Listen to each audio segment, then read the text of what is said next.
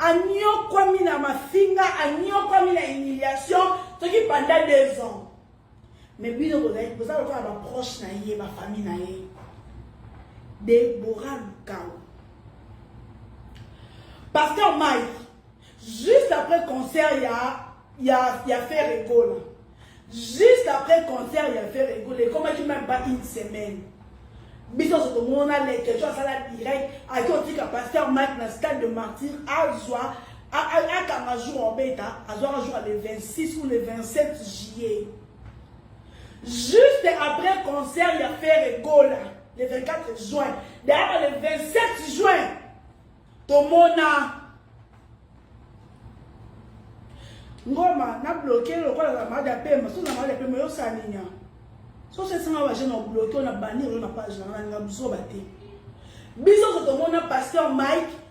Le 27 ou le 28 juin, à Kenya, au stade de martyr. Si on a facture, toi, il faut que tu as pris. Après, 2 jours, 3 jours après, à quoi on peut s'en bon, tout le monde a nyoso. Mais quelques mois après, tout le monde a, Pasteur Moïse Mbiye a béni si date de stade avant Pasteur Mike. Voilà, c'est une hypocrisie. Il y a pas ça, il y a Pasteur Moïse Mbiye. Toki moi pour comprendre, on peut te dire que parce qu'on a raté, il y en a qui sont là. Tu vas comprendre par rapport à Rando, car si Pasteur Moïse a ça qui vont par rapport à Rando. Bien sûr que n'a pas d'ensemble des alatés. Et les qui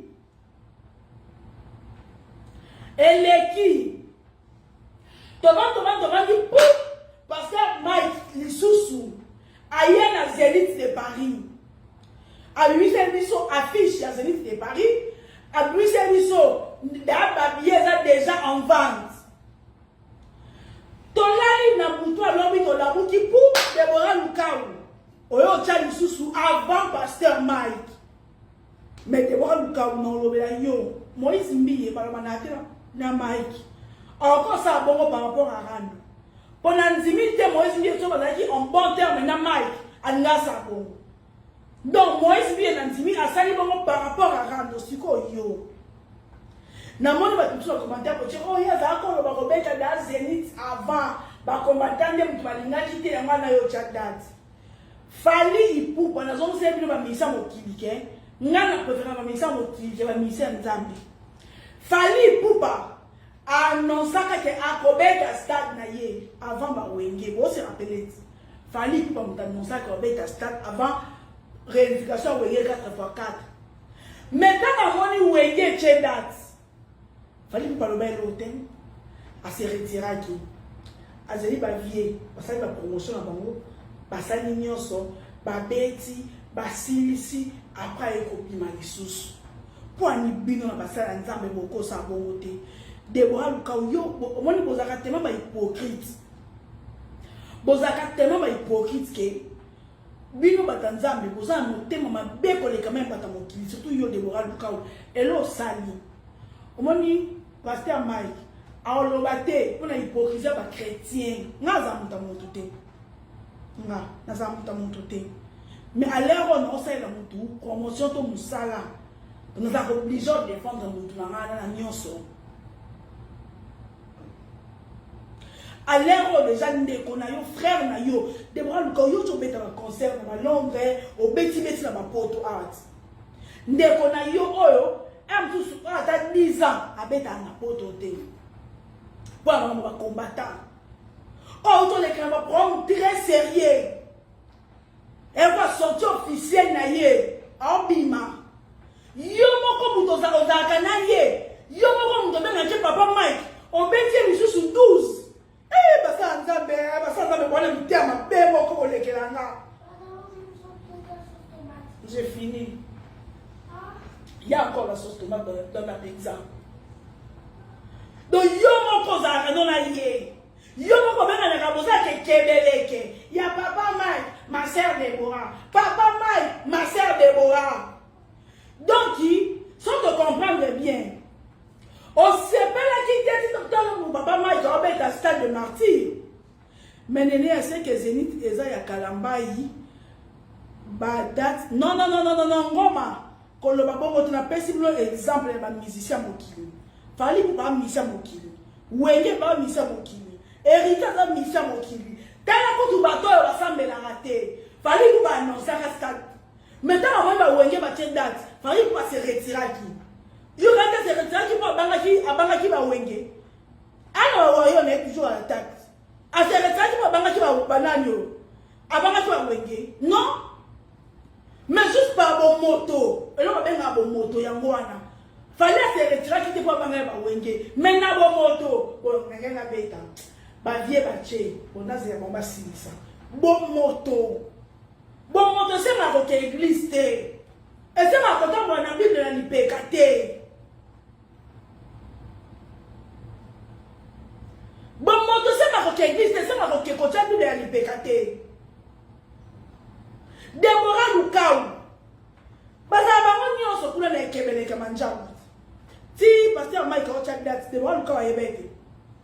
Poupe akay ko mukata date. So dem mutu malanga. Akay ko mukata date na sima pasteur Mike. Pour ni ko check that 16 jours avant que pasteur Mike. Et ça la té.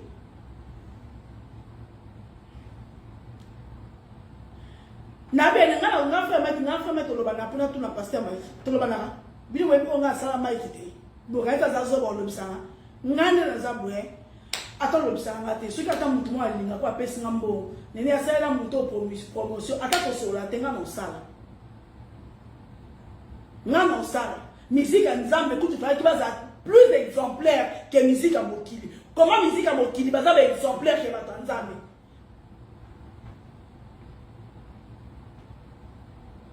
La date c'est différent, mais ça même ça. Pourquoi avant Moninga déjà zoake loko wana pourquoi motema tama? Oh esali Deborah Lukau eza motema munene motema mabe. Bata motema tama. Parce que frère Mike asali ko le bele abeta raté. Mikolo mbesu ma poto kutu. Oh ataba Lisa abeta raté alors que Deborah Lukau abeta kabeta. Alors que Deborah Lukau abeta kabeta. Auto beta na Londres, auto beta na Paris, abeta kabeta. Pourquoi qu'on a mon libre patience bon comprendre n'a pas de comprendre que c'est mon fou et ça page n'a pas na mo na dingi na ça va pas mon douter. Oh Deborah Lukau asaliwane eza koza motema munene motema mabe. Donc là koza aba to ba na kotike la baninga espace te alors si ko na bana Nzambe eza mabe makasi. Parce que pour Moïse asala kiamu na comprend pasteur Moïse va solater na pasteur Mike. Donc pasteur Moïse tient le pasteur Mike libaya to olukaya za liboso et à normal va solater.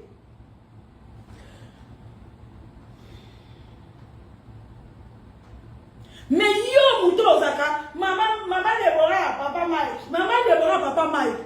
Pour la nous que la passion c'est on c'est la muninga frère na yo ndeko na yo. Oh, biso ko tuwa ko ni fuati. Biso ni tuwa ko ni fuati. N'a pas bien à S na ba mida. Ce qui est ça direct. Non, c'est la S à 6. Ça on va regarder, il y a ça TikTok na YouTube na la page. Mais son na mon ba na mon até. Kena ina ba mon na fo, mais son na mon que S na direct. Non, c'est ya 6 ça bon na sala.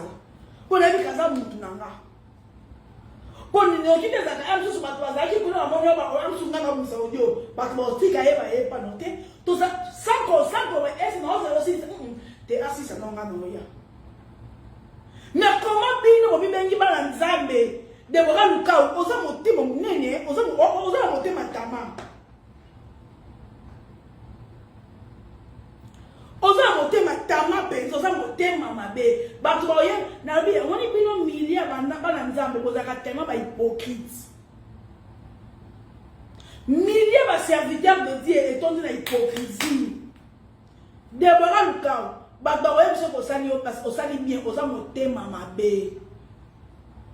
Osali wana ezaki motema mabe et ana kombo mususu liko na mote apa kozala motema mabe. Ma sœur, obe ndeko na yo.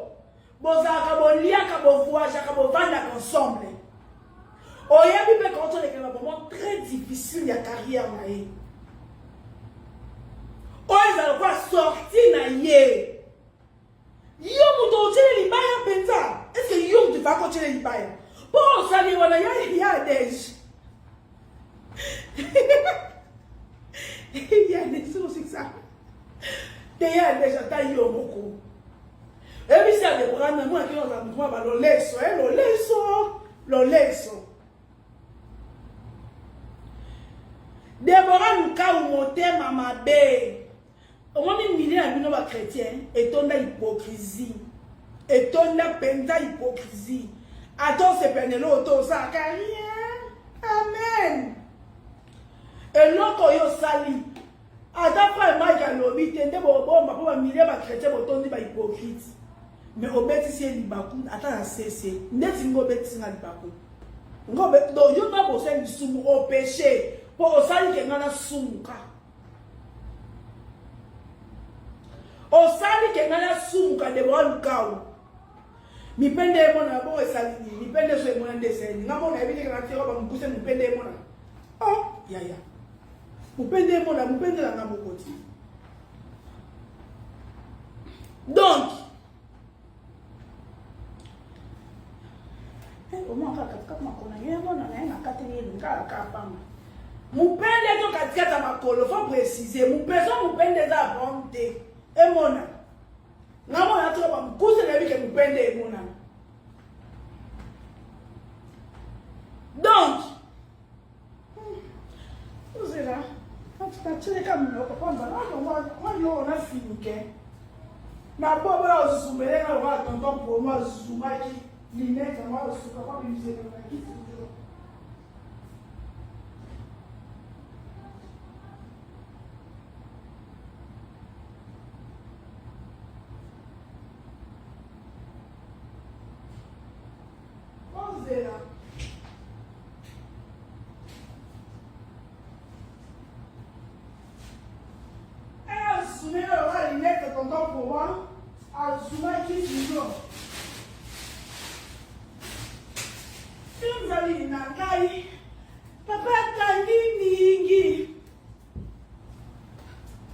Bon, aye, la cheo, na boy, bon zoomera le rang la lunette et moi la souka au tonton promo, a zoomera kiki sinjora.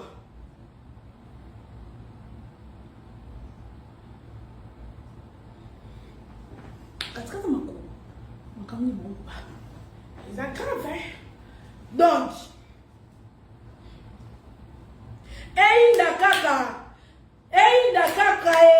moi maman, sœur Déborah Luka ou motema mabe. Oyebi aspa sali pasteur Mike. Avec pasteur Mike 12 thème 24. Sœur Déborah Luka ou motema mabe enviera pasteur Mike et indaka. Biso soto vanda a e indaka. Tout le monde est pasteur Mike à Tchadat le 26 mai 2024 dans Zénith de Paris. Sœur Déborah Luka ou basola na pasteur Mike basekaka bazalaka bien. Nous avons gardé azana tamité mamabe. O alina politique la muninga espace te. Déborah Luka auto bête ba concert na ba Porto na ba Londres na ba France wana. Pasteur Mike a sali plus de 10 ans à bête à ba concert na Porto te webi affaire combattant.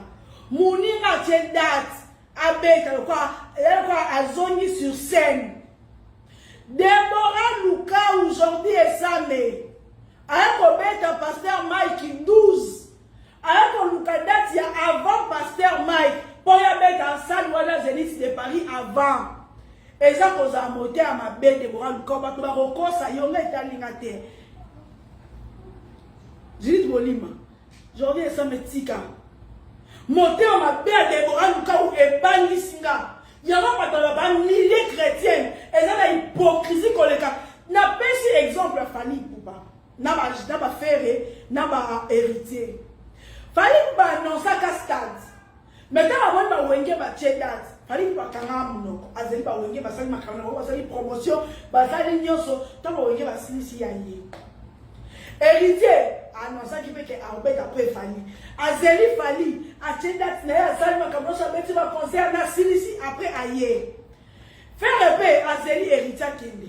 Et il fait réparer. Mais Déborah Luka ou Imae, Déborah Luka ou moi si mon thème ma belle, yo sambela, yo beti singa libaku.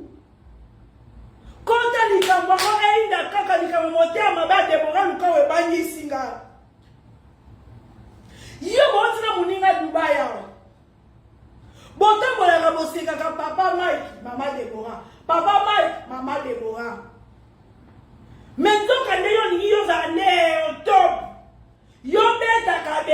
avocat. Nalobi so que kata musubi ete kamaka il va prendre la date après. Boti la konuke na mo excuse, excuse te. Pour azaki na date te. So que azaki na date, alanga cha parce que pasteur Mike na ba di promotion na. Anga ba da promotion na avant. Date mo yeba ba juste ka date mo na 2 jours, 3 jours. Non bien, on pas ça anormal.